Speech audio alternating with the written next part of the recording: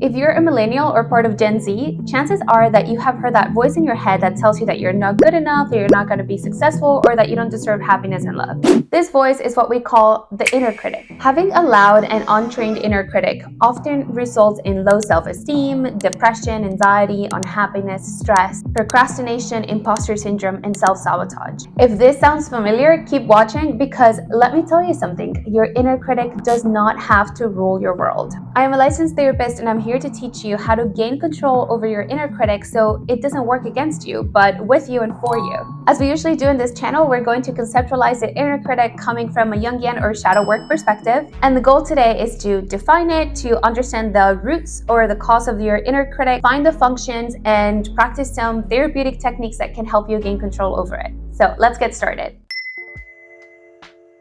The inner critic refers to a part of your psyche that acts as a judge of your behavior, your actions, and holds you to unrealistic and self-critical expectations. So the inner critic is this active voice in your head that's constantly criticizing you and evaluating your actions, your emotions, your desires, causing you an emotional distress that results in poor mental health and self-efficacy. That being said, your inner critic can definitely interfere with your ability to experience pleasure, happiness, gratitude, and it can really paralyze you and eliminate that drive to engage in self-care, self-compassion, you call it. The result, a self-deprecating human.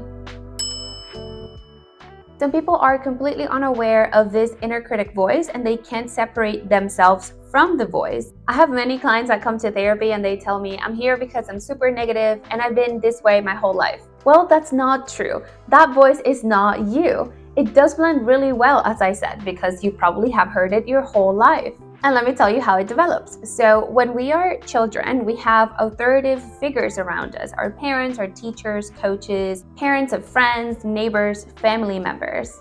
These people have expectations about us. They see us in a certain way, they have a perspective of who we are, and they have their own anxieties and expectations of how life should be and how we should be in their lives. Therefore, they pass on those expectations and we as children internalize it as values and rules that we have to follow so we can be a good kid or that we can be loved and accepted by these people. Now, I want to be fair. It's not that these people have bad intentions. They actually want what's best for us. But the way that they express that wish for us, it's often expressed in a way that causes us anxiety or triggers this mean voice in our head that we're not doing good enough. And some people ask me, are we all doomed to having an inner critic? Well, I believe we are. The same way we receive feedback from the outside world, we should also have an internal source of input and feedback about how we are doing. That way, there's evolution. So there's a need and a purpose coming from this voice. The problem is that sometimes that voice is a little too mean and too unproductive and not constructive. But let's make this about you. When did your inner critic begin to form? What were the first messages or pushes that your family or your caregivers begin to put on you that gave you that message that you needed to be better or protect yourself or do more? Think about that, and after that, press play so you can find out what's the function of your inner critic.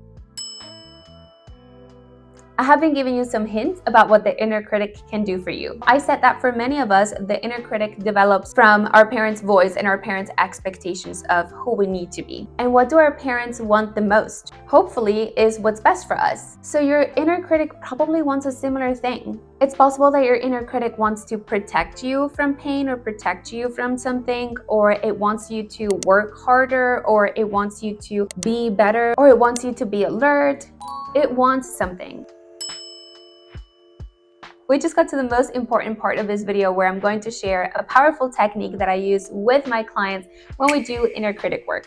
This is one of my favorite activities and one of my clients' favorite activities. So let's get started. Step 1, identify your inner critic. I want you to create a vision of who your inner critic is. Let's give it shape. You can think of it as the judge or as the mind bully or as the monkey brain, depending on how intense this voice is for you. Some of my clients like to use movie characters to personalize who their inner critic is. Some of the examples that I can remember from the top of my head include a mean witch or Cinderella's stepmother or a mean soldier or a bully in high school or a Debbie Downer. I also love the concept by Danny Gregory, who's an author of a really cool book. I'll put the link in the description down below. He uses monkey subspecies to refer to different types of inner critic voices. So for example, there is the fake that says things like you're a fraud, an imposter, everyone knows you can't do this, they're all laughing behind your naive back, you lying fool.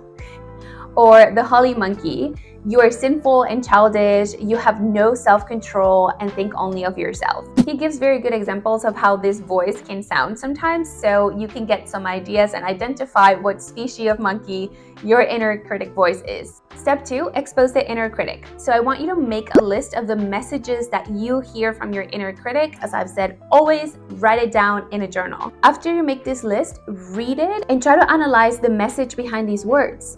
What does your inner critic really want? What's the goal? We already talked about the functions of your inner critic, so by now you should have an idea of what it wants from you. I think that making the list of messages that the inner critic sends to you gives you more clarity about what the function is, so now it's time to write it down. The final step is a transformation of your inner critic. So you already know what are the messages that it gives you, you already know the function, and with that, I want you to try and think of a fitting transformation for your inner critic. Think of a character, a person, a concept of a person that could want you to pursue the same goal, but with a nicer demeanor, tone of voice, and a more constructive approach. For example, a life coach who is trained to help people improve their lives, but their approach can be very kind and gentle and adapted to your needs.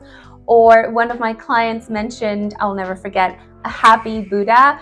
She imagines like a really chubby, cute, happy Buddha telling her all of these messages and telling her that it's okay, that there's no pressure of time, that she can still do what she needs to do and follow her dreams without that stress all the time. So pick a character and then imagine their tone of voice, their demeanor, how they look, and now you're going to try to substitute your old inner critic with this voice. This, of course, takes practice and dedication. You have to actively work on changing the ugly voice or the mean voice with this nicer voice that is going to want you to do the same thing, pursue your goals, but it's going to do it in a way that is constructive. So make it a point to practice every day. With the tools that you gain today, you're going to be able to train your inner critic to be a positive force in your life. But for those of you who struggle with imposter syndrome and feel like this exercise is not enough to target the imposter syndrome specifically, go watch my next video where I tell you everything about the imposter syndrome. See you there.